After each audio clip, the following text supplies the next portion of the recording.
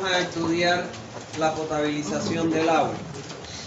Esta es una unidad que en su pensum no aparece, pero como yo les dije al inicio del semestre, yo se las iba a incluir porque cuando ustedes se presenten a un proyecto de red de distribución de agua, si el agua de la fuente no fuera potable, tienen que diseñar una planta potabilizadora.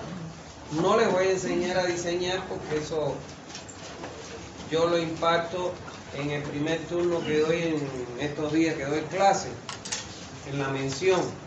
Pero bueno, por lo menos para que tengan los conceptos básicos, ya ustedes saben que si alguna vez se van a dedicar a proyectos de hidráulica, tienen que tener en cuenta el aprender la potabilización del agua. El objetivo de esta unidad es que ustedes conozcan los tratamientos que más se utilizan para potabilizar un agua de la fuente. Bueno, lo primero que tienen que ustedes conocer son todas aquellas unidades de tratamiento que se le aplica al agua de la fuente cuando no es potable para su potabilización. Las unidades que se aplican para la potabilización del agua son el cribado, el desarenado, la sedimentación que puede ser simple o provocada, la filtración, la suavización o ablandamiento del agua, la aireación y la desinfección. Aquí yo quisiera decirles que no todas las plantas demandan de todas estas unidades. O sea, las unidades que uno coloca en una planta está en función a la calidad que tenga esa agua. Evidentemente, mientras el agua de la fuente sea de menor calidad, pues entonces va a demandar, si no en su totalidad, por lo menos la mayor de estas unidades de tratamiento. Otra cosa que ustedes deben conocer sobre la potabilización del agua es que cada unidad o dispositivo de tratamiento cumple siempre una sola función. O sea, no hay un dispositivo que esté diseñado para retener varios contaminantes que tenga el agua, sino que cada dispositivo cumple una función de retirar un tipo de contaminante. ¿Está bien? Por otro lado, les quiero decir que en relación con la sedimentación no se colocan los dos tipos de sedimentadores. O se coloca la sedimentación simple o en su defecto se coloca la sedimentación provocada. Pero nunca van las dos en una planta, una sola. Ya vamos a ver qué criterio utilizamos para utilizar una u otra. ¿Está bien? Y por otro lado, decirle que la suavización del agua o el ablandamiento de agua es muy difícil que nosotros lo encontremos en una planta potabilizadora. Que de donde único podemos nosotros encontrar un agua dura, que es un agua rica en sales minerales, y que tengamos que eliminarle parte de esas sales minerales si es que excedieran los valores aceptables por la norma, es cuando el agua proviene de fuentes subterráneas. ¿Está claro? No van a encontrar nunca un agua superficial que sea un agua dura, que tenga exceso de sales minerales y que nosotros tengamos que eliminarle esas sales minerales. Entonces, generalmente, esta suavización usted la va a encontrar en los tratamientos de aquellas industrias u otros servicios que demanden de una calidad de agua libre de minerales, como por ejemplo la lavandería o la tintorería, como por ejemplo las fábricas de bebidas no alcohólicas y alcohólicas, como por ejemplo para el enfriamiento de los generadores en energía eléctrica, etc. ¿Está bien? Pero en nuestras plantas potabilizadoras que nosotros diseñamos y construimos, que rara vez podemos encontrar este tipo de unidad o dispositivo de tratamiento que es los ablandadores. ¿Está bien? Entonces, estas son las unidades en su conjunto que nosotros podemos encontrar en una planta. Ahora, no siempre se requieren de todas. Eso depende de la calidad del agua de la fuente. Vuelvo y les repito, mientras más contaminada esté un agua, mayor número de dispositivos, por no decir todos, los van a requerir. ¿Está bien? Bueno, entre las unidades de tratamiento que nosotros tenemos y que mencionamos anterior, tenemos el cribado. El cribado es un dispositivo que se coloca para retirar todos los objetos que vienen flotando en el agua. ¿Está claro?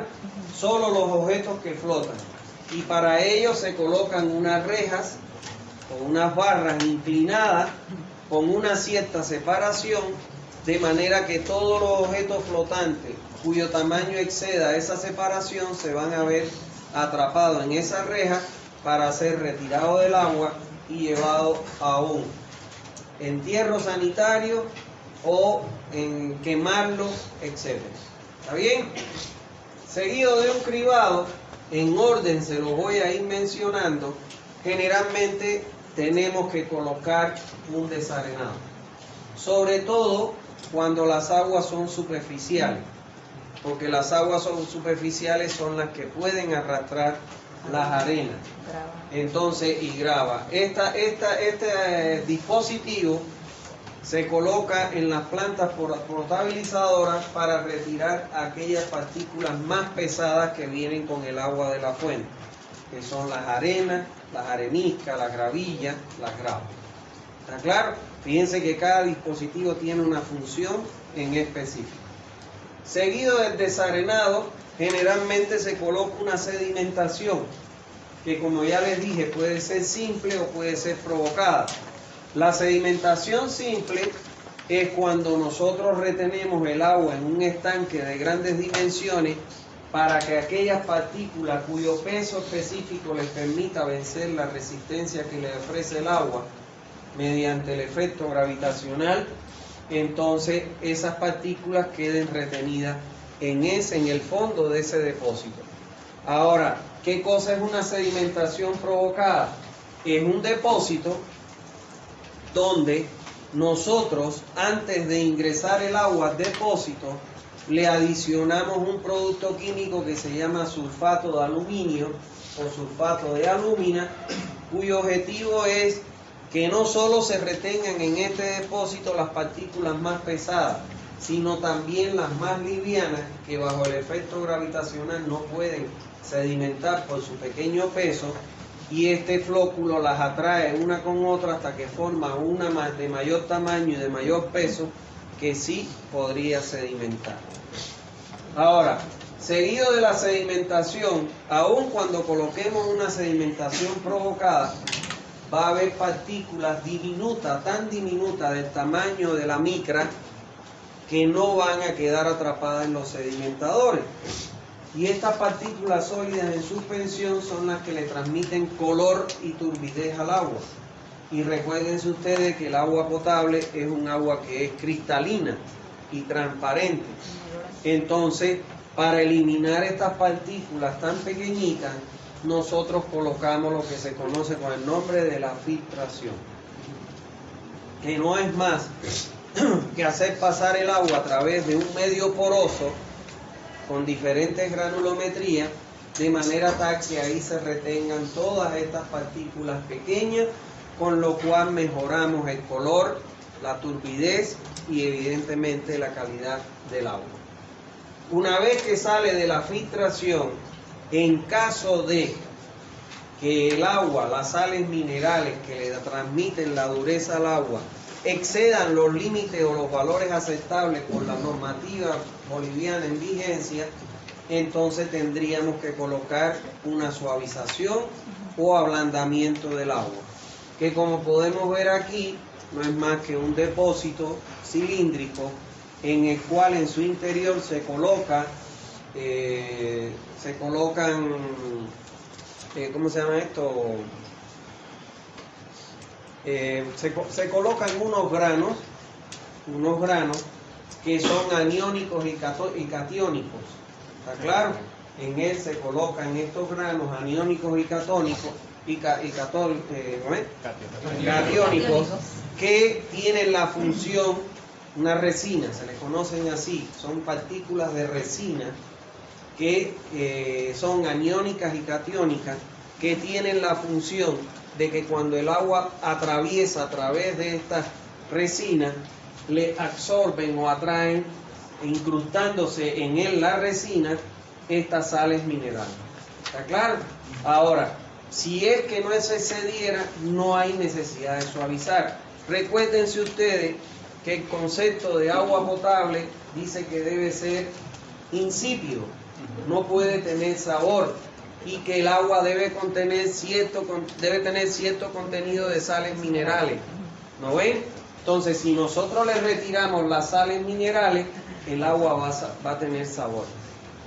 Es lo que se hace cuando se hierve el agua, que se separa las sales minerales del agua, y cuando usted la va a tomar, el agua hervida, el agua tiene sabor. ¿Está claro? Entonces, este dispositivo, aunque se contempla dentro de una planta, ¿tú eres alumno de acá? Tienes que llegar más temprano. ¿Está bien? Y pedir permiso para sentarte ahí. Ya. Entonces, este dispositivo generalmente nosotros no lo ocupamos en las plantas potabilizadoras. Sí, para el agua de mesa se ocupa mucho. ¿Está bien? Entonces, y fíjense ustedes que al lado tiene otro recipiente donde se prepara una salmuera, o sea, un agua con gran concentración de sal.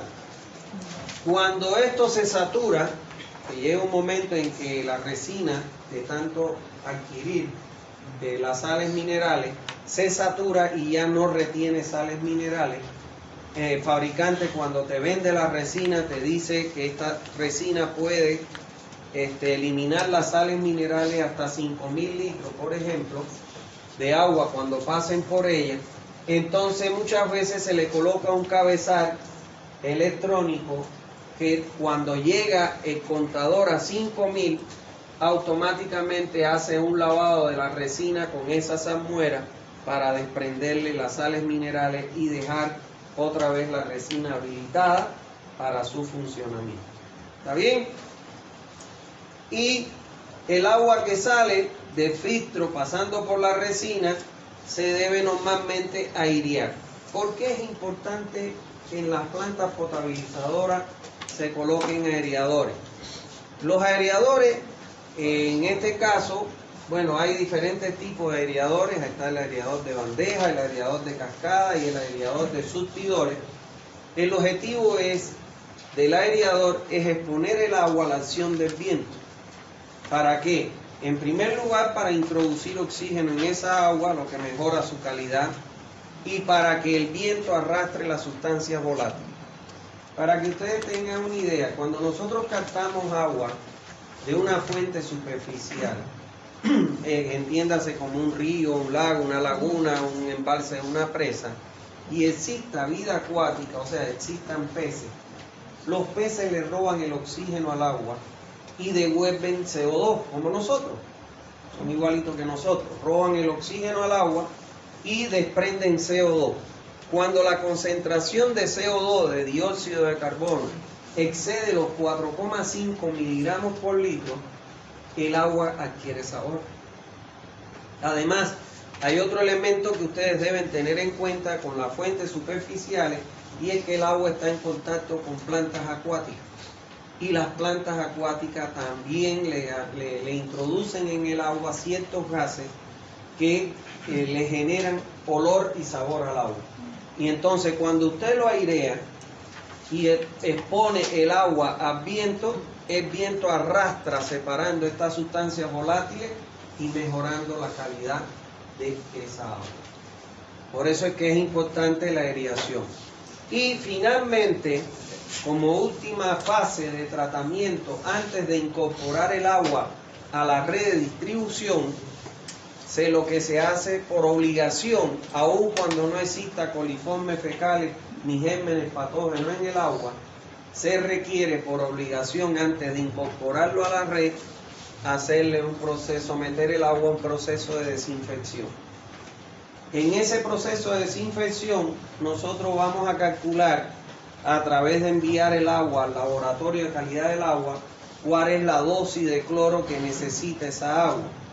Y a esa dosis de cloro siempre se le acostumbra a sumarle 0,05 miligramos por litro en exceso, que eso va a ser el cloro residual que va a ir con el agua a introducirse en la red de distribución, y en caso de una rotura que entre esa agua en contacto con el medio externo y se contaminara con gérmenes patógenos, ese cloro residual los va a matar antes de que la persona lo pueda consumir y enfermarse. ¿Está claro? Entonces, estos son todos los dispositivos que se colocan normalmente en una planta potabilizadora de agua. Particularmente en esta materia no se les puede enseñar a diseñar porque no está dentro del pensum. Yo más bien se lo coloco para que ustedes sepan qué es lo que se hace con la potabilización del agua, no así en la materia que yo imparto a las 7 de la mañana, o que impartí a las 7 de la mañana, de la mención de hidráulica, donde ahí sí se le enseña a diseñar plantas potabilizadoras. ¿Está bien? Bueno, veamos un video para que tengan una idea de todo lo que le he explicado y por qué es importante eso. El agua potable en nuestros hogares. 3/4 partes de nuestro planeta están compuestas por agua, pero no toda esta agua es apta para nuestro consumo, y el acceso a ella en muchos casos es muy difícil. El agua dulce proviene de fuentes naturales, nevados, deshielo, ríos, lagos, lagunas, manantiales, entre otras, que son muy vulnerables al cambio climático y a la contaminación. El agua dulce que proviene de fuentes superficiales, por lo general no es apta para el consumo humano, porque contiene partículas mineralizadas, desechos químicos, bacterias y otras impurezas contaminantes que pueden ocasionar severos daños a nuestra salud.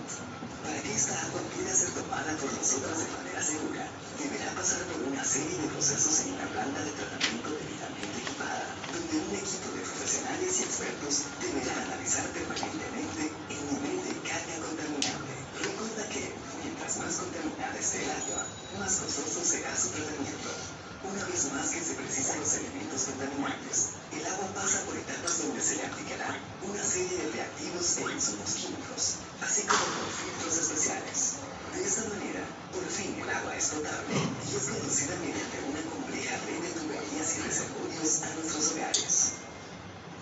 SONAS, el regulador del agua potable.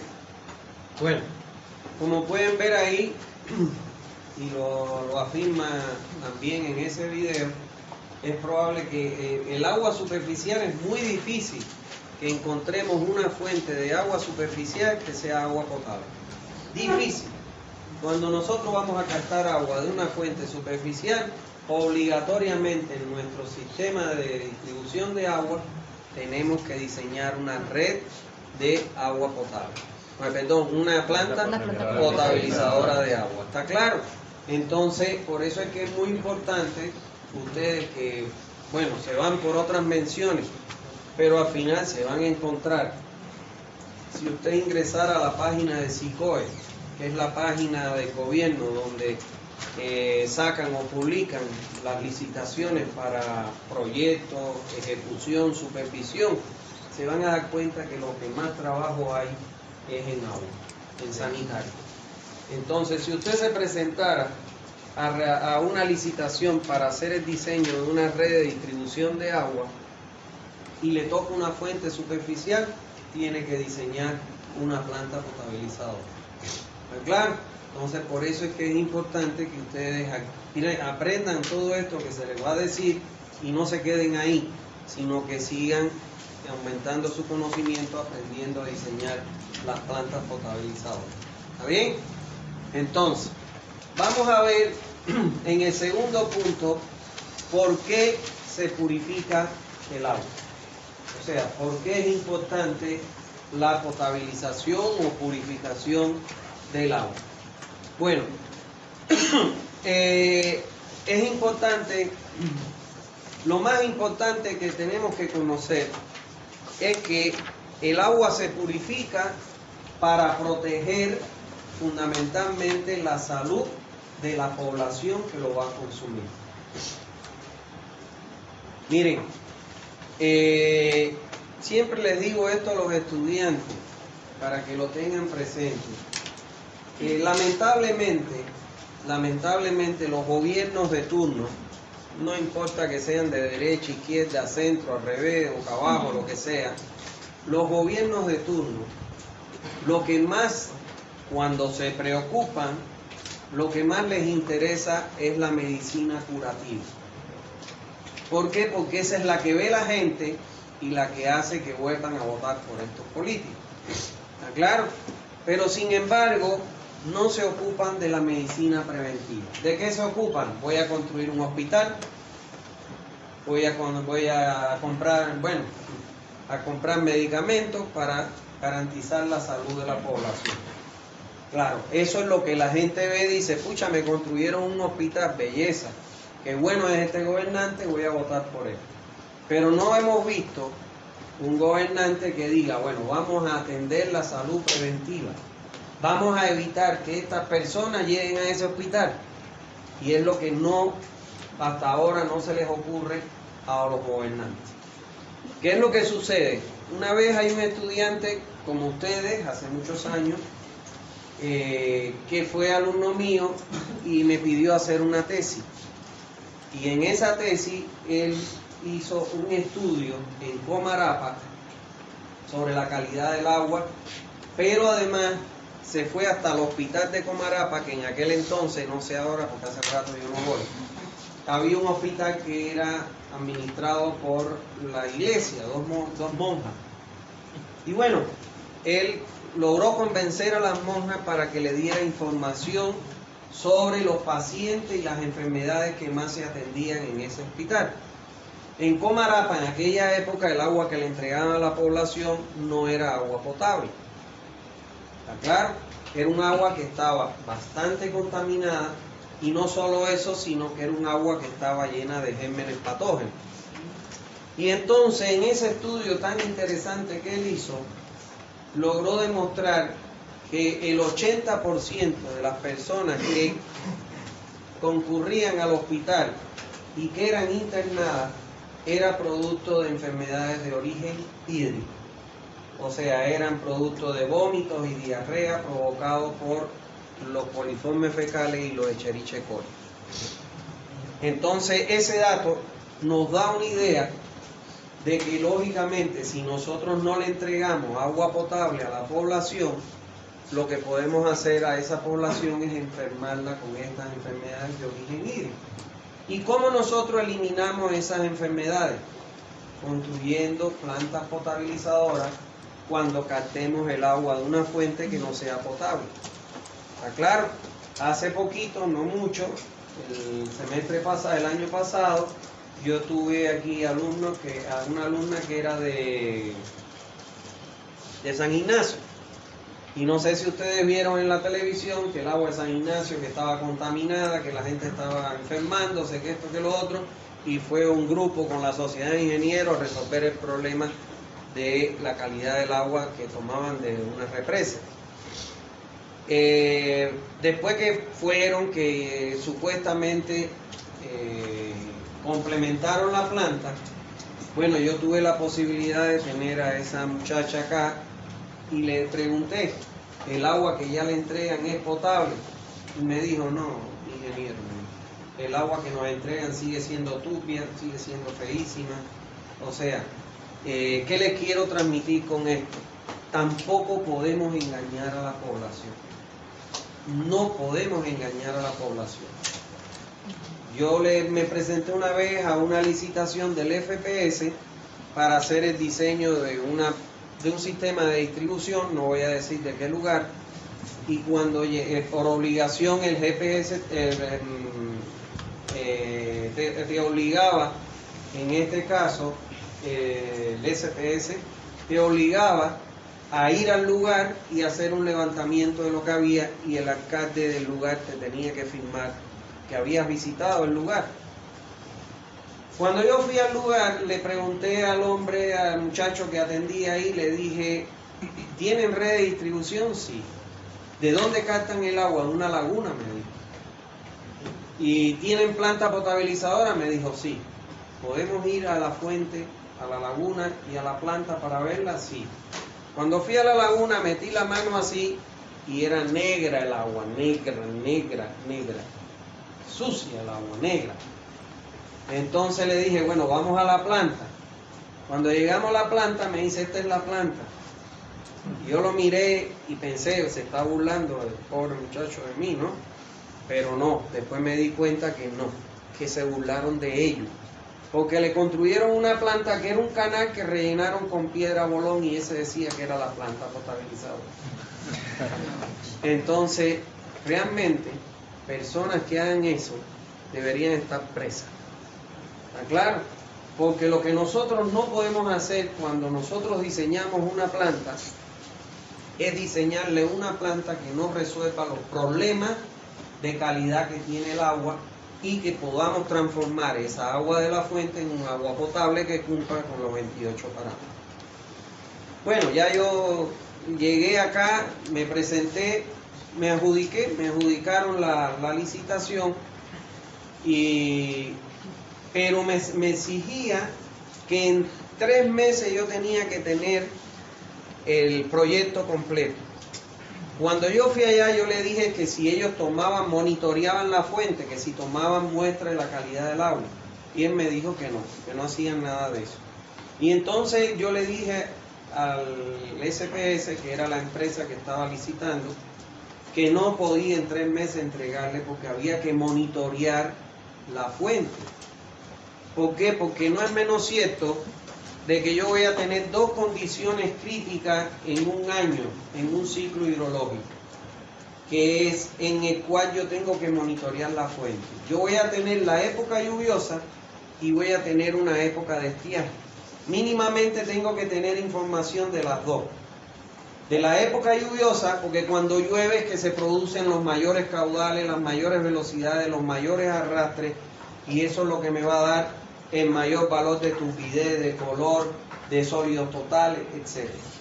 Y todos los contaminantes que puede arrastrar.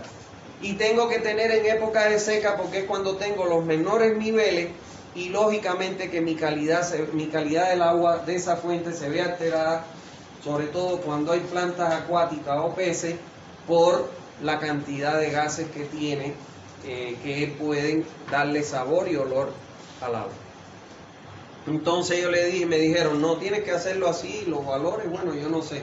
Entonces yo le dije, discúlpame, me retiro. Me dijo, no, hágame una carta por escrito. Le hice la carta por escrito y me retiré. O sea, no por ganar yo 10 pesos, por ponerle un ejemplo, voy a que después a mí me cuestionen de que el trabajo que yo he hecho no cumple y me quieran a mí hasta demandar por diseñar algo que no sirve. Entonces eso es algo que nosotros los ingenieros tenemos que aprender. Si no hay información para hacer un diseño, no se metan.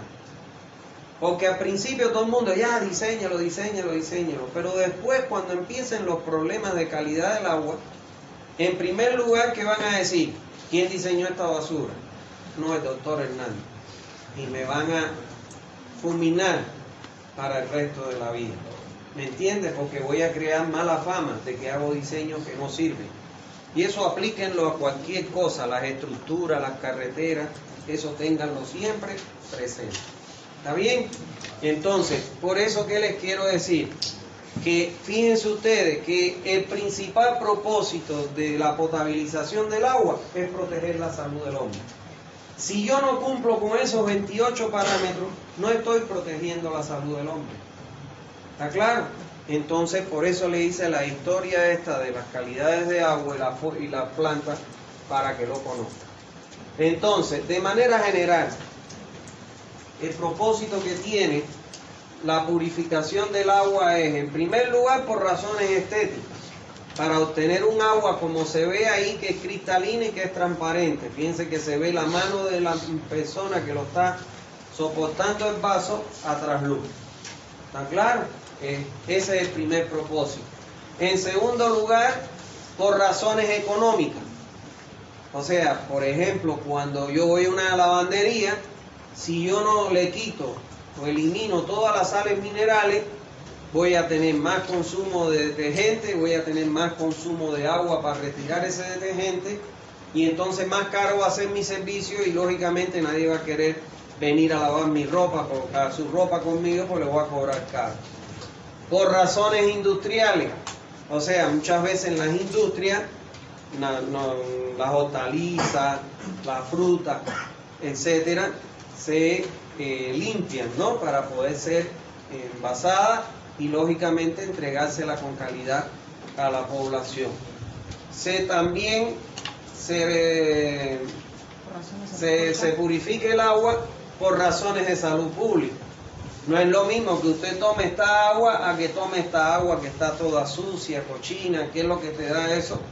Tendencia a rechazar. ¿Está claro? Entonces, por razones de salud pública. Y por otro lado, ocasionalmente para proteger a los bañistas. Sobre todo los bañistas que se bañan en piscina. No hay nada más hediondo que una piscina. ¿Está claro? La cantidad de enfermedades que uno puede adquirir en la piscina es terrible. Sobre todo, nunca se metan en una piscina que no tenga un sistema de recirculación o tratamiento de agua. ¿Está claro? Porque si no lo tiene, lógicamente que todos los contaminantes se van a quedar. ¿En qué consiste el tratamiento de una piscina? Es un sistema que recircula el agua, la pasa por un filtro, donde ahí se quedan todas las impurezas, pelos, todo lo que puede encontrarse en el agua de la piscina, y después se pasa por una desinfección. ¿Está claro? De manera que se maten todos los gérmenes patógenos. Nosotros tenemos en el cuerpo, en el organismo, en este momento, millones de gérmenes. ¿Por qué? Porque lo adquirimos del ambiente. ¿Está claro? Entonces, si nosotros antes de ingresar a una piscina no nos duchamos, cuando nos metemos sin ducharnos, todos esos gérmenes los estamos dejando en la piscina. Y entonces ese gérmenes puede atacar a ella, lo puede atacar a él, al otro. ¿Está claro? Peor la gente que se orina o que va al baño y no se limpia, todos los coliformes se los dejan en la piscina. ¿Está claro? Por eso es que eso es importante. Sí, en su libro nombra los 4 procesos de desinfección: cloración, inyección de ozono, expulsión de rayos ultravioleta y calentamiento de agua. ¿Cuál vendría a ser el proceso o el método más eficiente y o más económico? ¿Ya llegué a eso? Todavía. Pero nombró desinfección. No, pero porque estoy hablando de... Yo voy a llegar ahí y se lo voy a explicar. ¿Está bien? No se preocupen que yo no me voy a saltar nada. Entonces, todo esto, este conjunto de propósitos es el objetivo que debemos cumplir siempre con la potabilización del agua. ¿Está bien? ¿Cuáles son los métodos de tratamiento para la potabilización del agua?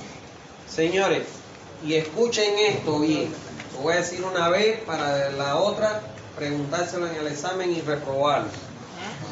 Fíjense ustedes de que hablamos de unidades de tratamiento, unidades o dispositivos, que fueron los que mencioné: cribado, desarenado, sedimentación, filtración, suavización, aireación y desinfección. Ahora, una cosa son las unidades de tratamiento y otra cosa son los métodos de tratamiento de las aguas. Cada método de tratamiento de las aguas incluye las unidades, pero no me pueden decir que un método es una unidad. ¿Está claro? Entonces, los métodos de tratamiento de las aguas de la fuente para transformarla en potable son 4. Un primer método que es la remoción de la materia flotante. Para remover la materia flotante, ¿qué dispositivo utilizamos? El cribado, la cámara de reja. ¿Está claro? El otro método es la remoción de sólidos en suspensión que afectan color y producen turbidez. ¿Qué unidades utilizamos o qué dispositivos usamos? El desarenado, la sedimentación y la filtración. ¿Está claro? El otro método es la remoción de olores y sabores. ¿Cómo nosotros eliminamos los olores y los sabores en el agua? Mediante la aireación y mediante la adición de un producto químico que se conoce como el sulfato de cobre para eliminar las algas. Las algas en agua potable es un elemento sumamente negativo. ¿Por qué? Cuando usted toma agua que contiene algas, el agua sabe amarga. Cuando usted termina de tragar el agua, le deja un amargor en la boca. Cuando ustedes tomen un agua y esa agua, después de tragar, le deja un amargor en la boca, es porque esa agua tiene algas. Las algas son imperceptibles a la vista de un ser humano. Para identificar un alga, el alga se tiene que ver a través de un microscopio. Ahora, cuando estas algas se concentran en grandes cantidades, tanto la botella, en las paredes de la botella usted va a ver que toma una coloración verde. O por ejemplo, cuando usted tiene un charco, que llueve y se forma un charco y pasan los días, usted va a ver que se forma una nata verde en la superficie. Esas son las algas. Pero ¿por qué podemos verlo? Lo que estamos viendo es la coloración del alga, porque hay cientos de miles de algas en esa superficie de esa agua. Pero puede ser que esta agua críe un alga porque yo la exponga a la luz. Generalmente las algas se dan donde hay luz, la luz solar, ahí se forma el alga. Y puede ser que yo no la vea, pero tome el agua y es amarga porque tiene algas. Entonces, cuando un agua, un tanque o un depósito, empieza a aparecer alga que le da sabor al agua, yo tengo que echarle una dosis de sulfato de cobre para eliminarlo. Es lo mismo que ocurre en las piscinas. Fíjense ustedes que las piscinas, cuando no se usan, sobre todo en invierno, y no se le da mantenimiento, se pone verde el agua de la piscina. Inclusive cuando se está usando, usted tiene que adicionar siempre, diariamente, una dosis de sulfato de cobre para que no coja coloración verde esa agua y siga siendo cristalina y transparente, para que incite a la gente a bañar, aun cuando esté llena de coliformes.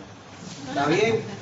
Entonces, por otro lado, tenemos la remoción de las bacterias.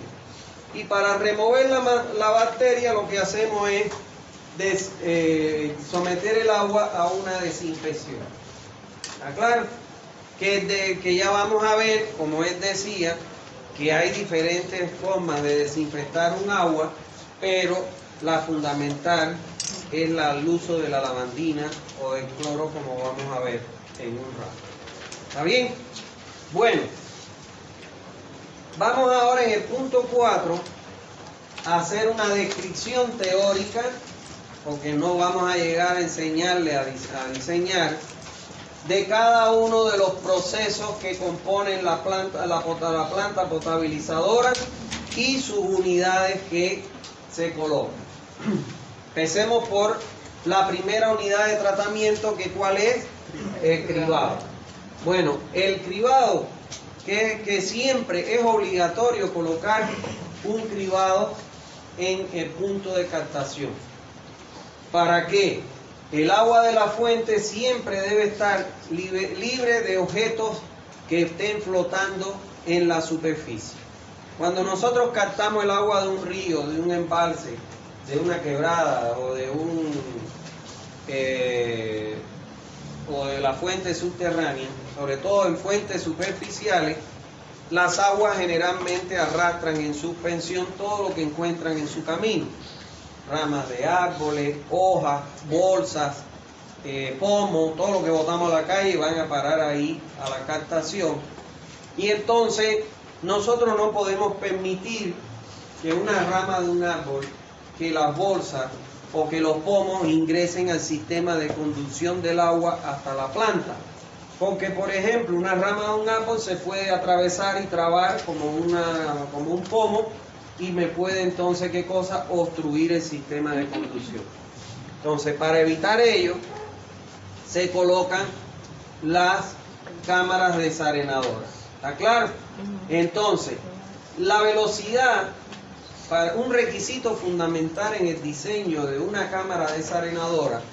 ¿Qué cosa es una cámara desarenadora? Bueno, es un ensanchamiento que yo hago en el conducto, donde coloco una reja, que no son más que un conjunto de barras, que pueden ser circulares o rectangulares, donde lo que yo hago es que le doy un espaciamiento entre 2 y 5 centímetros a esas barras, entre barras, para que todos los objetos que estén flotando, cuyo tamaño exceda los 2 a 5 centímetros, se queden retenidos en estas rejas. Y después con un rastrillado yo lo llevo a una bandeja de recolección que en el fondo está perforado o ranurado para que, lógicamente, el diámetro de estas perforaciones o la separación de la ranura tiene que ser menor o igual a los 2 a 5 centímetros para que lo que yo vaya a recoger no se vaya a escapar en este caso por la bandeja recolectora. Y entonces aquí esto lo deposito aquí para que el agua escurra y siga su trayecto, y después retiro eso, lo embolso y lo puedo llevar a un vertedero municipal, sacar o hacerle un entierro o quemarlo, porque estamos hablando de agua potable que no está contaminada. ¿Está bien? Ahora, un requisito fundamental en el diseño de estas cámaras de reja es que la velocidad entre rejas, la velocidad de circulación entre rejas debe ser mayor a 0,3 y menor o igual que 0,8 metros por segundo.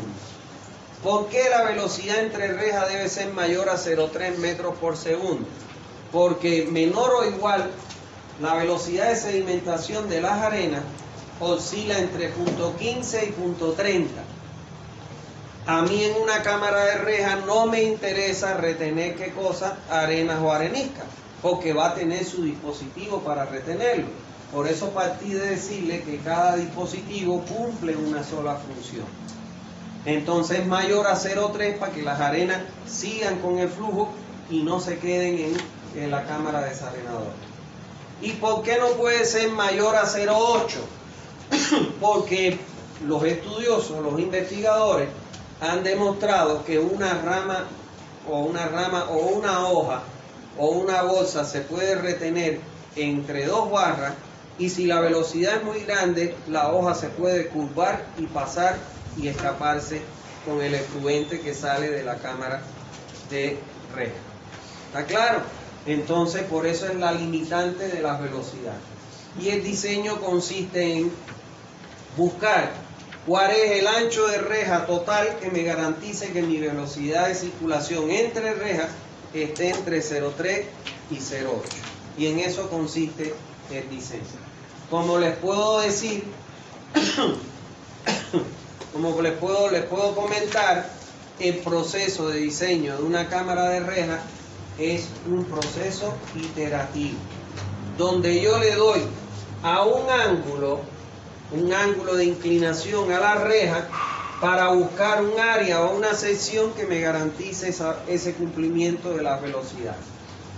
Normalmente las cámaras de reja se le da un ángulo a la reja entre 30 y 60 grados. ¿Y por qué no se colocan las rejas verticales?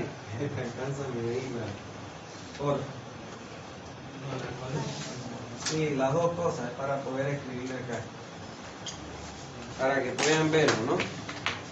Miren, si yo tengo que este es mi canal y aquí yo voy a colocar la reja, yo la coloco con un ángulo alfa que oscila entre 30 a 60 grados de inclinación con respecto a la horizontal. Primero, ¿por qué yo inclino la reja y no la pongo vertical? Porque yo pudiera hacer esto y colocar las rejas verticales.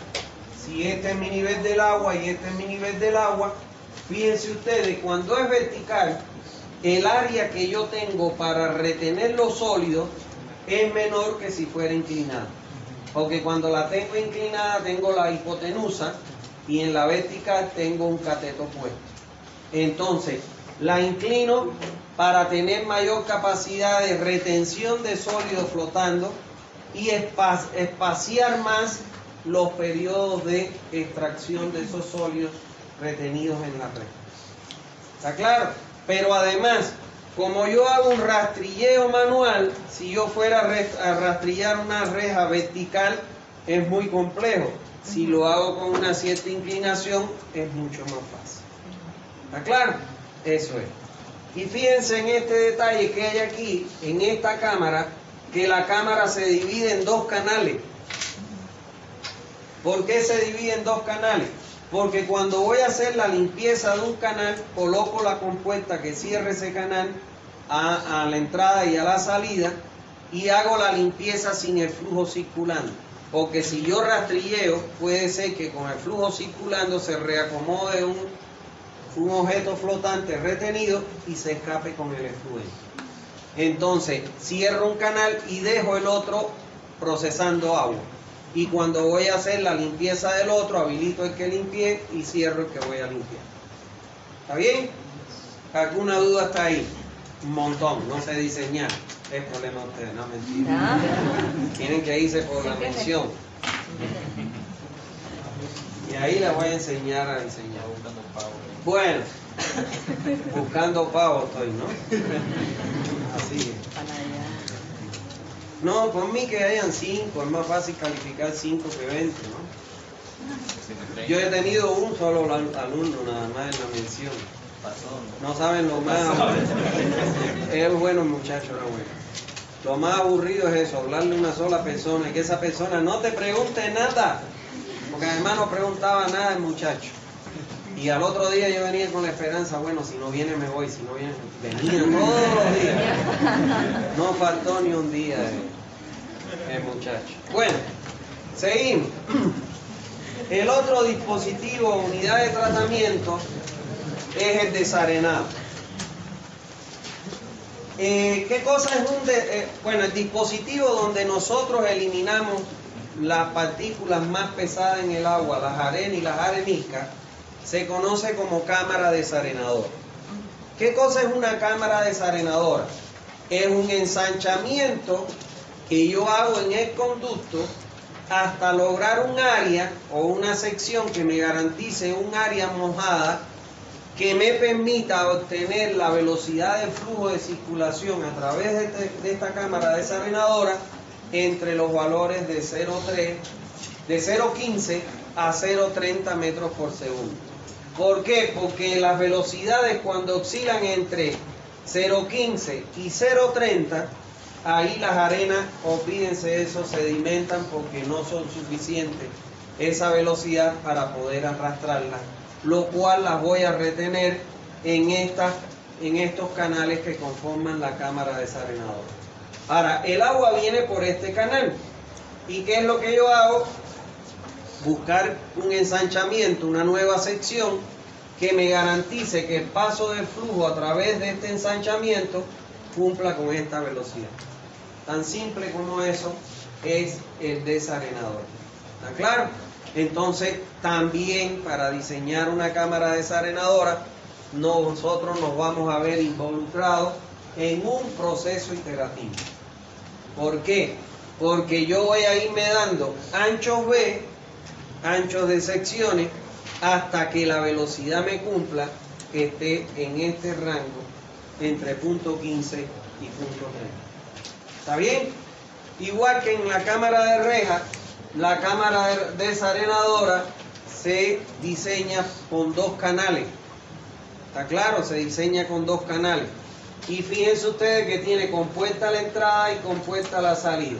Cuando voy a limpiar un canal, cierro la compuerta de la entrada, cierro la compuerta de la salida y el operador se mete a sacar las arenas, porque si hago la limpieza con el flujo pasando, las arenas se van a escapar.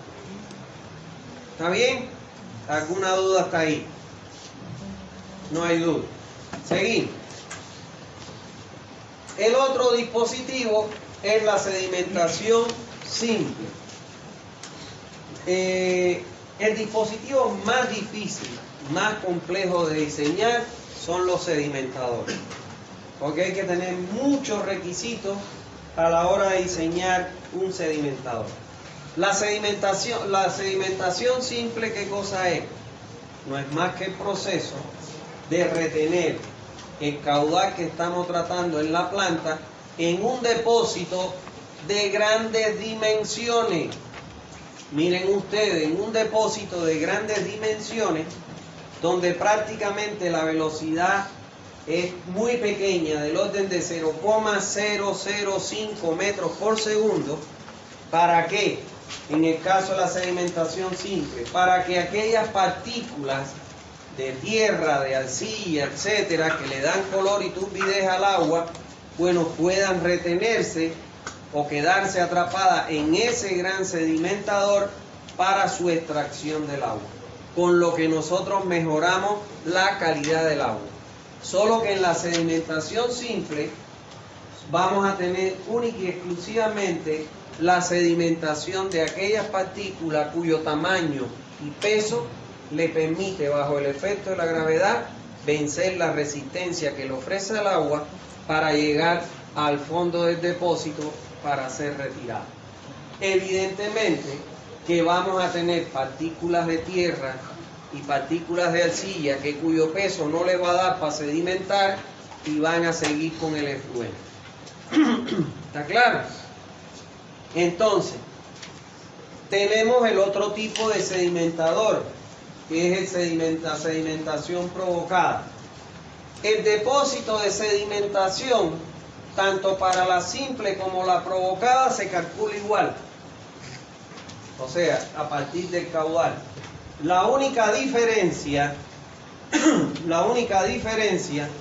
es que en la sedimentación provocada, antes de que el agua ingrese al sedimentador, yo le adiciono un producto químico que se llama sulfato de aluminio, o también le conocen como sulfato de alúmina, que es un producto que es un grano cristalino, ¿está claro?, que yo disuelvo en agua y con un dosificador se lo voy inyectando de acuerdo a la dosis que me da laboratorio de calidad del agua.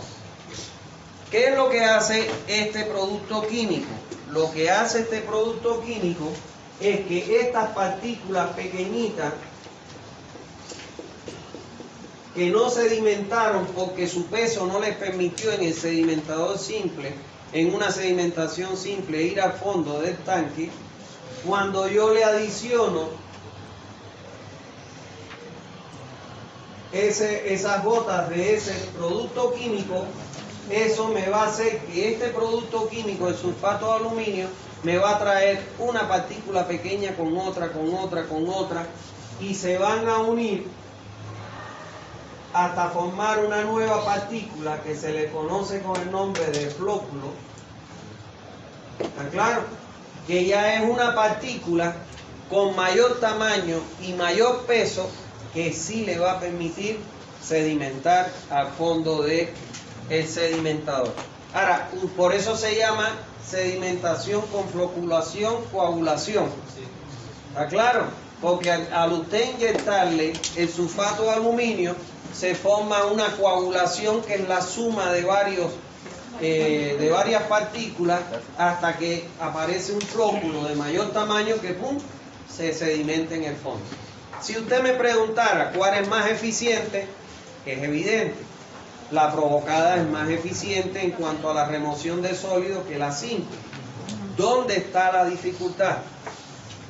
Que en la sedimentación provocada yo voy a incrementar el costo del proceso de tratamiento.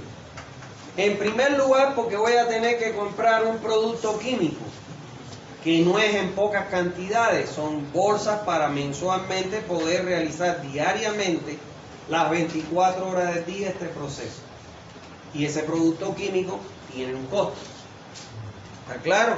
Estaba costando, antes de que pasara todo esto, alrededor de 65 bolivianos cada bolsita. Imagínense, por lo menos unas 100 bolsas diarias usted va a consumir. Entonces es un proceso caro. Pero además hay otra cosa. Esto viene en grano. Yo tengo que preparar la dosis que me da el laboratorio y entonces mezclar eso con la cantidad de agua que me demanda el laboratorio para entonces dosificarlo a través de un dosificador. Ahora, ¿quién va a preparar esa dosis? Tiene que ser un ingeniero. ¿Me entiende?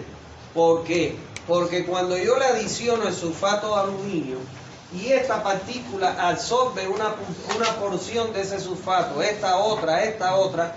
Cuando este flóculo sedimenta, ahí se queda el sulfato de aluminio en el sedimentador y no pasa a el efluente, al resto de los tratamientos.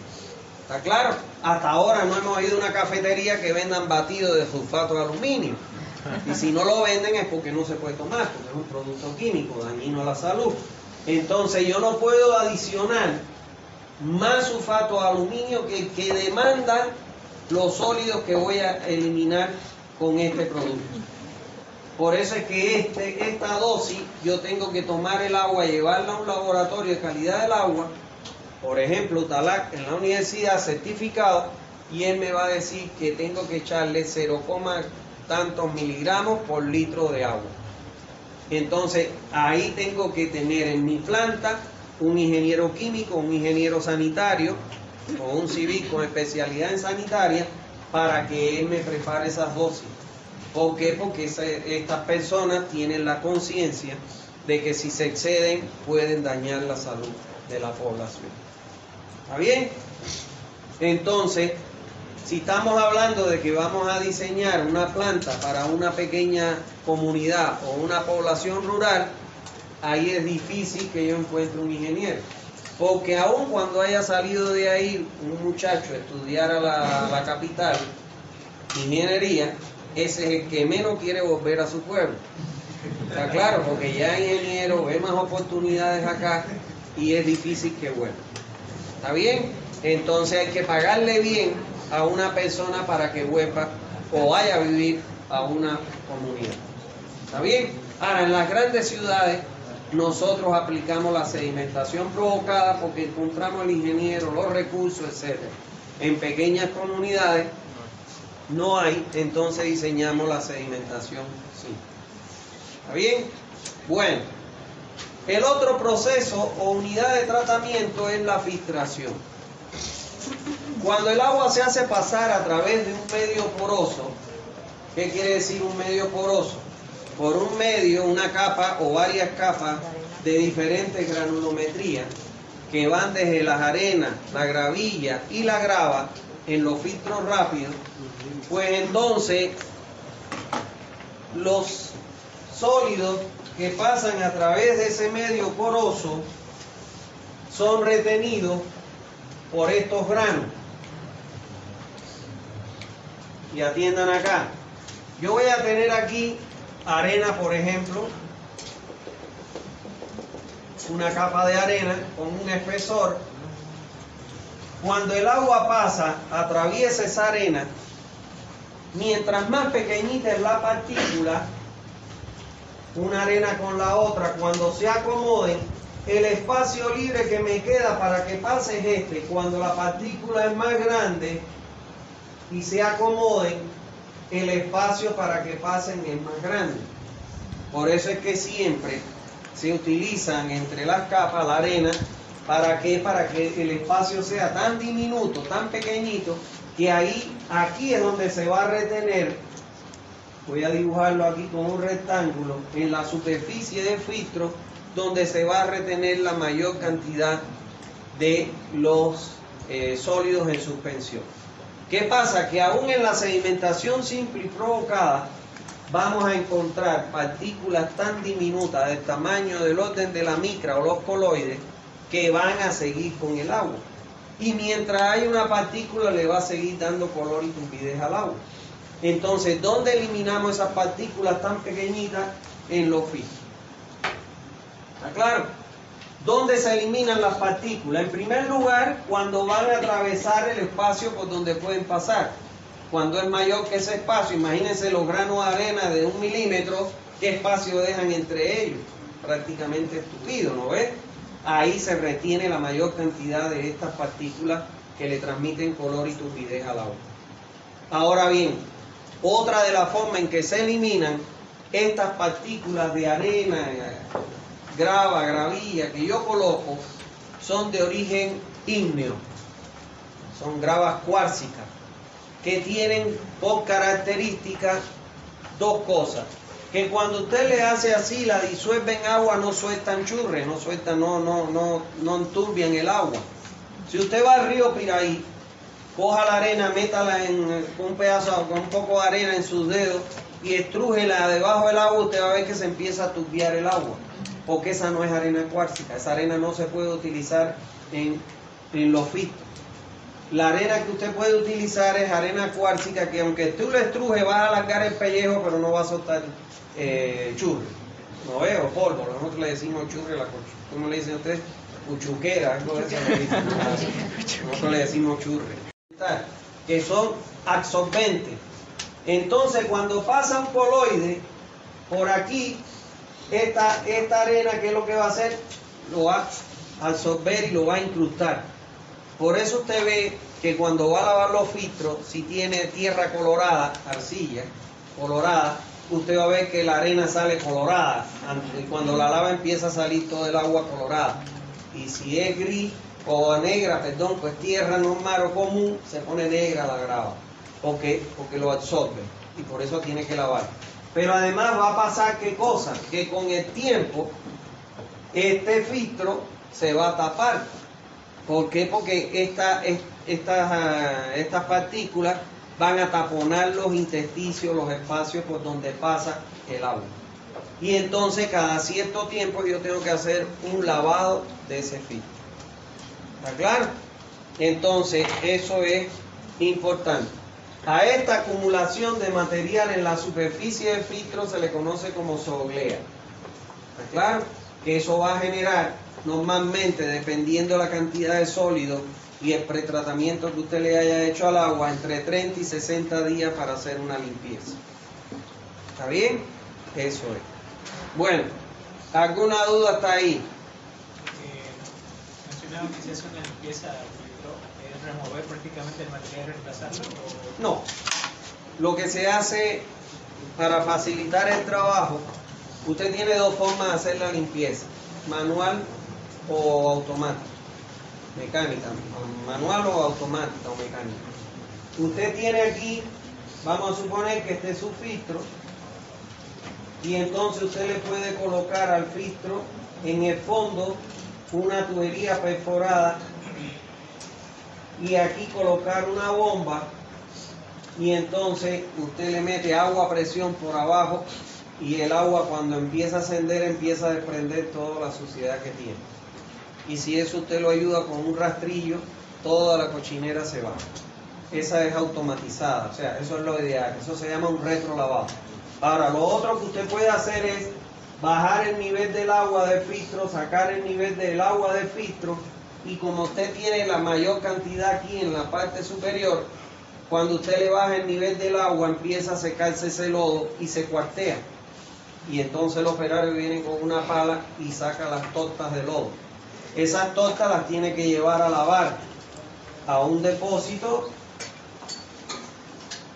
donde aquí yo le voy a poner con un grifo, le voy a echar agua y aquí el tipo la bate. Y la salida acá le voy a poner una malla milimétrica. Y él con agua corriendo, con un rastrillo la va lavando y toda la cochinera se desprende y eso después lo puedo reponer en el filtro. No se pierde porque es carísimo ese material. Para que ustedes tengan idea, en la planta de Warner yo utilicé 12 cubos de arena cuárcica. Y cada cubo, cuando te lo dan limpio, o sea, lavado, te cobran 1.000 pesos, 1.000 bolivianos por cubo. ¿Entiendes? Y cuando no te lo dan lavado, te cobran 1.600 bolivianos por el metro cúbico. Entonces, saquen cuenta, si se usaron 12 cubos, son 12.000 bolivianos si lo compraba lavado. No, te lo daban en 1.000 sin lavar y 1.600 lavados, perdón, al revés. Entonces, si lo compraba lavado, multipliquen 12 por 1.600 y van a ver cuánto cuesta. Entonces no puedo darme el lujo de ir botando en material porque si no, no va a ser rentable mi plan. ¿Está bien? Bueno, ¿alguna otra duda? Bueno, el otro proceso es la suavización o el ablandamiento del agua. Este proceso les he dicho ya con antelación de que no es común en nuestras plantas, no siendo así en las plantas que se colocan al interior de aquellas industrias o instituciones que requieren de un agua libre de sales minerales, como son las lavanderías, como lo constituyen las industrias de las bebidas alcohólicas y no alcohólicas, etc. El proceso de ablandamiento del agua o de suavización consiste en hacer pasar el agua por este dispositivo, en cuyo interior nosotros vamos a tener una resina, que es una resina que es aniónica y catiónica, y que el agua al atravesar esa resina lo que van a hacer es absorber las sales minerales. ¿Está claro? Ahora, estas resinas tienen una capacidad de absorción de sales minerales. Por eso es que se colocan estos cabezales, donde aquí es un contador que va contabilizando la cantidad de litros que se va tratando. Generalmente están entre los 5.000 a 10.000 litros. Cada 5.000 o 10.000 litros que pasen por esta resina, esta torre, ya se satura la resina y entonces se hace un retrolavado. Este tanque negro que está aquí se llena con una salmuera, o sea, agua con mucha sal, con una concentración de sal elevada. Y cuando se va a lavar, entonces se inyecta esta salmuera por bombeo para que pase por este depósito, pasa por acá, y por acá atrás se va el agua con la salmuera y esa salmuera retira las sales minerales de la resina y entonces ya está en condiciones de ponerse en funcionamiento. Normalmente eso se utiliza para el agua de mesa. ¿Está claro? Porque si yo envaso un agua que tiene muchas sales minerales, puedo tener sedimentos en el fondo. Y cuando tú ves agua que tiene sedimentos en el fondo, nadie se la quiere tomar, ¿no ves? Pero hay que saber cuánto es el proceso al que debo someter el agua para que no le retire todas las sales minerales, porque me le puede dar sabor al agua. ¿Está claro? Hay una empresa que vende agua de mesa, que yo no la tomo porque tiene sabor, porque estoy convencido de que le retiraron todas las sales minerales. ¿Está bien? Ahí en ese laboratorio yo hice un trabajo de investigación para la potabilización del agua de mesa y ahí hay una planta que yo hice. La universidad me dio el dinero, yo compré todo, diseñé la planta, estudié todo, con análisis y todo, y después la trajeron, porque ese laboratorio no entra. La trajeron y debe estar ahí en el laboratorio. No sé si todavía existirá, debe existir porque es un activo de la universidad. ¿Está bien? ¿Qué? Ya no le debemos. No para que lo usaran, sino que estaba ahí como para que vieran una muestra de lo que es el agua de mesa, para el agua de mesa. Bueno, entonces, este dispositivo, que es esta la que yo diseñé y hice construir, es esta misma planta. Entonces, eso generalmente se utiliza cuando se requiere en una industria, en una institución, un agua libre de sales minerales. Hay unos filtros que venden para conectar a los grifos. ¿Qué tan fiables son esos? Son así parecidos. Bueno, hay de chiquitos. Los filtros lo único que retienen son sólidos. Eliminan tus videos. No hacen más nada.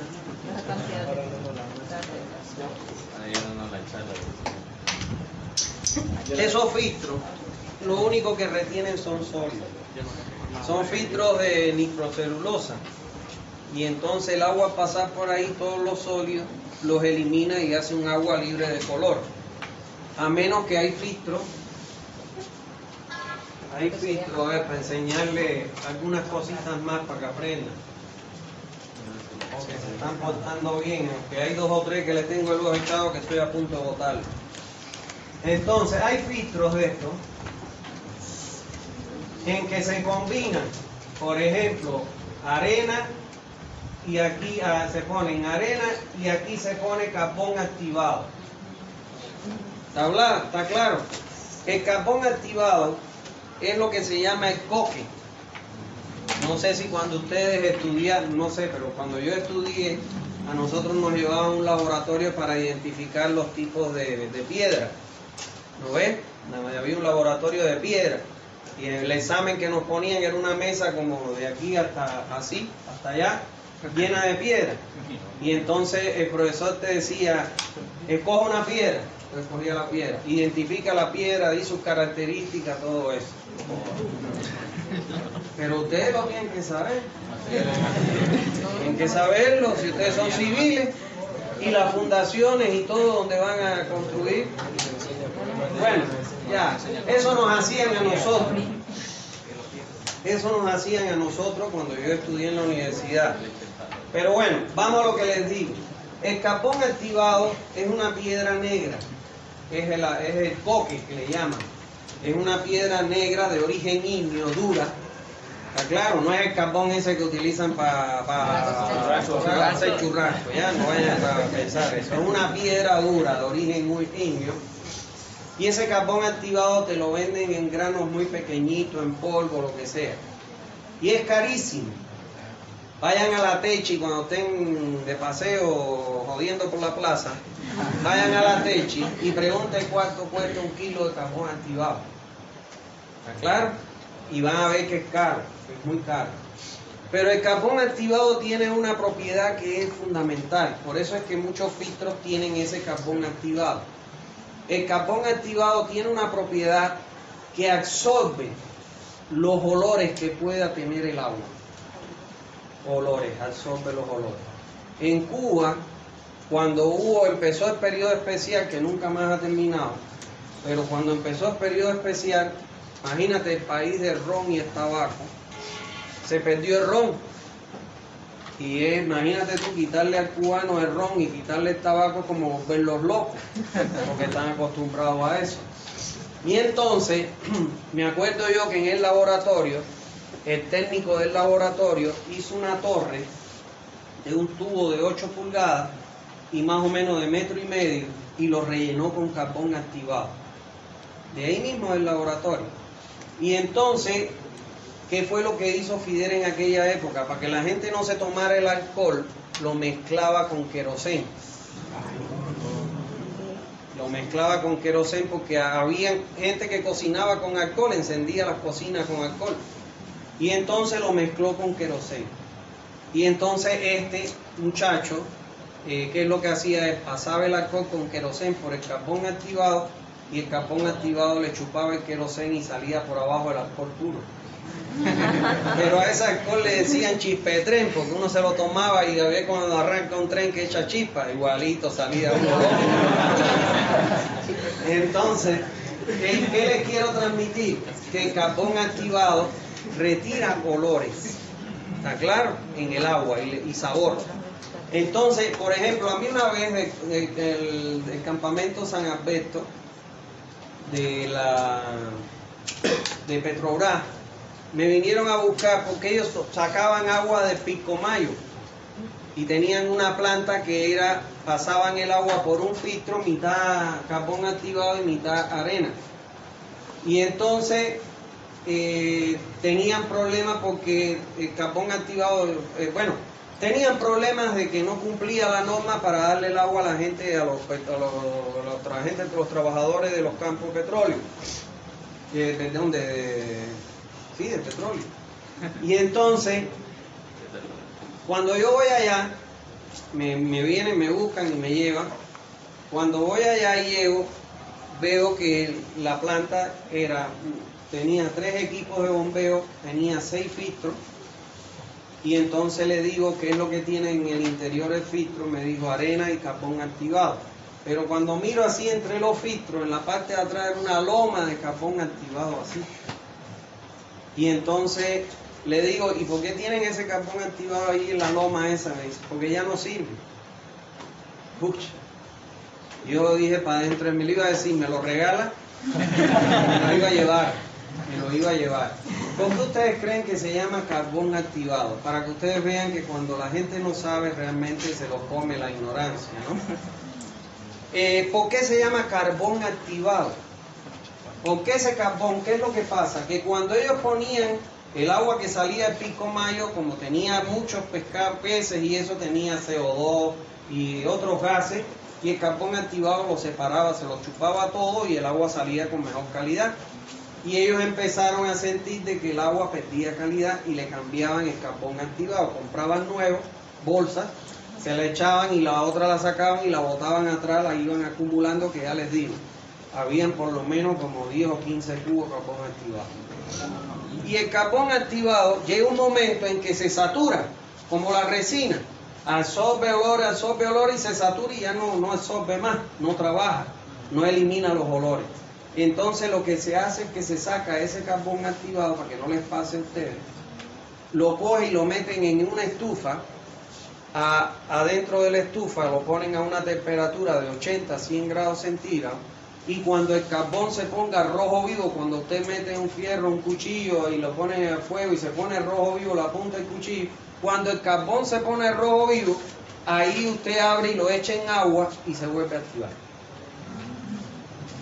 Por eso es que se llama carbón activado. Yo le iba a decir, me lo regala, yo me lo llevo, porque lo iba a activar y lo iba a vender y iba a ganar un montón de plata. Pero no, ese no era mi objetivo.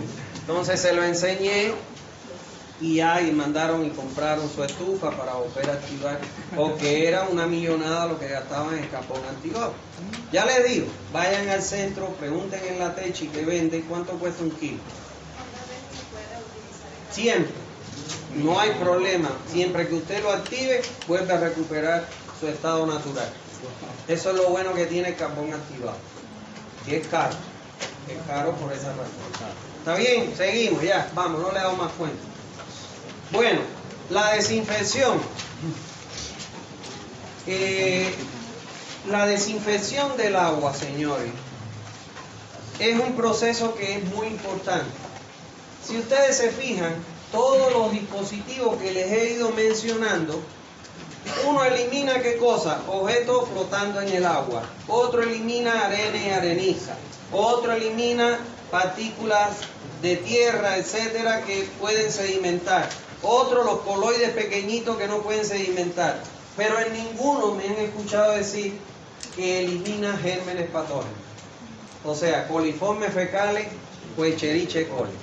Y sin embargo, esos son los que nos pueden matar a los seres humanos. Cuando nosotros tomamos un agua o comemos un alimento que no se cuece, una verdura que no se cuece, es por eso que cuando ustedes comen en los agachados, eso terminan con diarrea, infecciones en el estómago, porque muchas veces por mala manipulación o que no lavan la verdura, no la desinfectan, y ahí están los coliformes, usted se lo come y los manda al baño. ¿Está claro? Entonces, para eliminar eso, evitar esos gérmenes patógenos, nosotros lo que hacemos es que desinfectamos el agua. Para la desinfección del agua, o sea, para eliminar las bacterias que puede tener, los gérmenes patógenos que puede tener un agua, nosotros podemos hacerla o por inyección del cloro lavandina, la lavandina común que se compra en los mercados. Esa yo puedo inyectar con un dosificador esa agua lavandina, o lo puedo eliminar por rayos ultravioleta, o lo puedo eliminar por el ozonizador, o sea, inyectarle gas ozono, o puedo hervir el agua. Cuando el agua ebullie a más de 60 grados, las bacterias se mueren. Y ese es el famoso proceso de pasteurización. No sé si ustedes le dieron eso alguna vez en su historia. La leche viene ultrapasteurizada. Esa leche ultrapasteurizada o larga vida, que se refiere que esa leche la han metido en un caldero, la han sometido a una temperatura mayor a 60 grados y las bacterias se mueren, porque ¿quién echa a perder la leche? O la corta, como se dice comúnmente, los gérmenes patógenos. Y entonces si usted los elimina, por eso es que la leche le dicen leche pasteurizada o larga vida. ¿Por qué? Porque dura más que una leche que usted no la ha sometido a un proceso de pasteurización. ¿Está bien? Entonces, si ustedes me preguntaran, yo solo les diría, lo primero, el cloro está aprobado en todos los países del mundo. ¿Está claro? O sea, el cloro es aprobado en todos los países del mundo. Tiene un costo de aproximadamente entre el 30 y el 60% de menor que cuando usted desinfecte el agua con rayos ultravioleta o con gas ozono. Es más económico. Aprobado en todos los países del mundo. Y aún cuando usted desinfecte un agua con rayos ultravioleta o con gas ozono, antes de incorporar a la red, usted le tiene que adicionar cloro residual. Porque cuando pasa el agua, esta agua no le echan cloro. Si le echaran cloro, tendría sabor el agua. Entonces, como el agua va embotellada y tapada, sellada, entonces solo la pasan por ozono o por ultravioleta y le eliminan, porque el ozono y el ultravioleta, desde el momento en que usted la pase el agua a través del gas ozono o a través de los rayos ultravioleta, ahí se mueren todas las bacterias. Pero cuando se incorpora a la red, como tenemos redes muy viejas, se puede contaminar. Entonces habría que adicionarle, además de cloro. Entonces por eso, por excelencia, lo que se utiliza para la potabilización del agua en las plantas y para la distribución es el cloro, donde yo le adiciono, ¿qué cosa? El agua mediante un dosificador. Este dosificador, que es esta bombita que ustedes ven acá, es una bomba de diafragma. Usted digitalmente ahí le regula, vamos a suponer que te dice que la dosis es 0,7 miligramos de cloro por litro, entonces usted lo regula y el diafragma abre de manera tal que absorbe la dosis de cloro de un recipiente y cuando cierra lo inyecta a la tubería para poder desinfectar. ¿Está claro? Entonces eso es importantísimo que ustedes tengan presente. ¿Está bien? ¿Alguna duda hasta ahí? Ahora, lo que no podemos hacer nunca es inyectar una dosis de cloro que no sea la que demande el agua que nosotros vamos a enviar a la red. Para que ustedes tengan una idea, todas las aguas no tienen la misma calidad, ni aun cuando las saquemos de un mismo acuífero. Si usted saca agua de un pozo de aquí, de Zaguapá del centro, y saca agua de un pozo de la villa, o saca agua de un pozo del Plan 3000, y la lleva al laboratorio, las tres calidades son diferentes. No son iguales. Entonces, basado en ese principio, todas las aguas deben ser llevadas a un laboratorio de calidad del agua para que ellos obtengan una curva que se conoce con el nombre de la curva de punto de quiebre. Es una curva que ellos van a obtener donde por aquí tienen el cloro residual y aquí tienen el cloro añadido.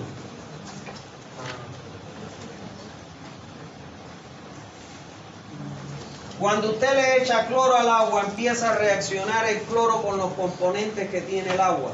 Y parte de esos componentes absorben ese cloro.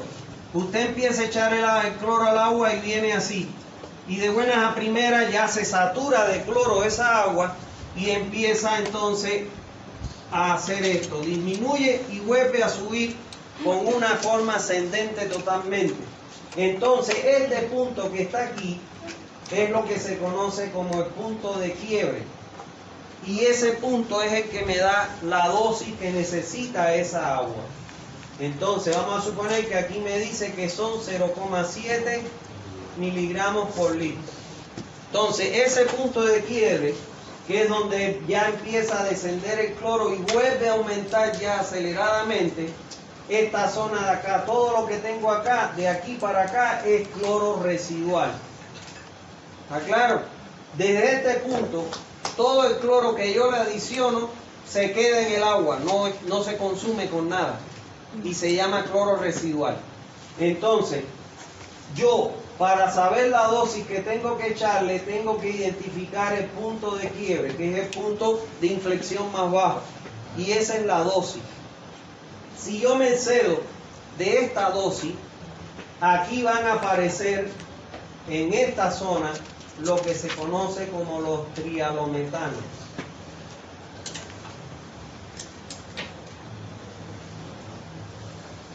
Trialometanos. Y esos trialometanos, cuando aparecen y un ser humano lo ingiere con el agua, ¿está claro? Un ser humano lo ingiere con el agua, esos trialometanos lo que hacen es que, según estudios realizados en Estados Unidos y en muchos países del mundo por más de 10 años, en seres humanos y animales, cuando un ser humano adquiere agua que tiene, cuando ustedes huelan un agua que huela a cloro y sepa cloro, no la tomen, porque seguro tiene trialometano. Y los trialometanos generan, está comprobado que generan en el ser humano, generan cáncer en el hígado, en los riñones, generan infertilidad en el hombre y la mujer, o sea, no pueden concebir bebés. ¿Está claro? Ni el hombre ni la mujer que lo toman. Y si la mujer está embarazada, su niño le van a hacer con malformación. ¿Está claro? Entonces, fíjense ustedes la responsabilidad que tenemos los ingenieros sanitarios de tener en cuenta estos aspectos. ¿Está claro? No se olviden que nosotros con nuestra planta, con nuestro sistema, le estamos dando agua a la población y las podemos enfermar. ¿A quién no se le ha muerto un vecino, un amigo, un familiar por cáncer? Una de las formas que podemos nosotros transmitir cáncer a la población, los que nos dedicamos a esto, es echarle exceso de cloro al agua. ¿Está claro? Y además, no haber estudiado el agua si tiene o no coloides de aluminio, porque también los coloides de aluminio provocan cáncer en los seres humanos. No se olviden que a lo mejor le estamos dando agua a nuestra familia, a nuestros hijos, nuestros hermanos, nuestros tíos, mamá, papá. Entonces, esa es la responsabilidad que tenemos nosotros. Por eso yo le decía, una persona que diseñe una planta y no cumpla con las funciones debería ir preso. Porque uno nunca debe diseñar una planta para eliminar parcialmente los contaminantes que tenga el agua. Los tiene que eliminar todos. ¿Está claro? Todos, porque si no dañamos la salud de la población que lo consume. ¿Está claro? ¿Alguna duda hasta ahí? ¿No hay duda? Bien, vamos por último a definir qué se conoce como una planta potabilizadora. Se define como planta potabilizadora a un espacio físico, a un área donde yo coloco un conjunto de unidades de tratamiento que hemos aprendido acá. ¿Para qué? Para someter el agua de la fuente a procesos físicos y químicos, de manera tal de retirar las impurezas que tiene el agua de la fuente y lograr con el efluente de agua que sale de la planta un agua que cumpla con los 28 parámetros que recomienda la norma boliviana. Aquí, por ejemplo, esta es una planta en Concepción. Saca el agua de la presa Zapocó, que hay en Concepción, la presa Zapocó, y la hace pasar por una aireación, por unos filtros rápidos, de ahí lo almacena. Aquí tiene la estación de bombeo y un dosificador, y de aquí bombean a el tanque elevado de la ciudad de Concepción. Esto que vemos aquí, fíjense ustedes, es una oficina, un bañito que tiene en el centro y un pequeño laboratorio para hacer análisis cotidianos o rutinarios, de manera tal de ver cómo se comporta el efluente que sale de la planta. Y fíjense ustedes que las plantas todas tienen que tener un cerco de operación. Deben estar cercadas con letreros que digan prohibido el acceso a la planta. Señores, no hay nada más peligroso en este mundo que una planta potabilizadora. ¿Está claro? Por suerte son burros los terroristas, no son inteligentes. Porque imagínense ustedes que alguien venga y aquí vierta un veneno, envenenó toda la población. Si no los quiero matar, le echo agua con porquería y enfermo a toda la población. ¿Me entienden lo que les quiero decir? Por eso es que las plantas tienen que tener un cerco de operación que diga prohibido el acceso a cualquier persona y vigilancia a las 24 horas del día. ¿Está claro? Vigilancia a las 24 horas del día para proteger la salud de la población que consume esa agua. Como no tienen más dudas, yo te voy a leerme. No, mentira, vamos a ver este video y ya. Ya, escuchen ahí, ahí van a ver una planta. Preservar los recursos disponibles y renovar los recursos. Esta es nuestra misión en teoría. Cada día producimos agua potable para el abastecimiento de la población y garantizamos el suministro a largo plazo. Escuchen, míralo ahí. Las tecnologías de tratamiento de agua se diseñan según las necesidades, cumplen con las normas de salud pública, llevan el agua allí donde se necesita y protegen el medio ambiente. Así es como lo hacemos. Captamos el agua del medio natural, un río o un lago, por ejemplo. También se puede captar aguas subterráneas. Para proteger estos recursos a largo plazo, medimos y monitorizamos la disponibilidad de agua, su calidad y los volúmenes que se extraen. Una rejilla en el punto de captación impide el paso a los objetos más grandes. A continuación, el agua se bombea hasta la planta de tratamiento. En primer lugar, se eliminan las materias en suspensión mediante el uso de unas rejillas equipadas con rastrillos. Y se añade un coagulante al agua que hace que el polvo, las partículas y otros residuos en suspensión comiencen a formar flóculos. Sulfato de aluminio. Por el efecto de la gravedad, estos flóculos se depositan en el fondo del decantador y a continuación se eliminan. El agua decantada sale por la parte superior del proceso a través de unos canales. La filtración es la siguiente etapa clave de esta primera fase. Una o varias capas de arena retienen las materias más finas. En algunos casos se puede usar sistemas de filtración por carbón activo o membranas. A continuación se desinfecta el agua con ozono, un gas que inactiva virus y bacterias. Esta desinfección también se puede hacer con cloro o luz ultravioleta. Finalmente añadimos al agua una gota de cloro por cada volumen equivalente a 5 bañeras de agua. Lo desinfecta con ozono, pero le añaden cloro, ¿ves? En la red de distribución. Para controlar y ajustar la calidad del agua empleamos sensores y realizamos análisis en cada etapa del tratamiento. Ahora el agua es potable, es decir, tiene una calidad requerida para el consumo humano y puede ser almacenada como paso previo a su distribución final a los consumidores.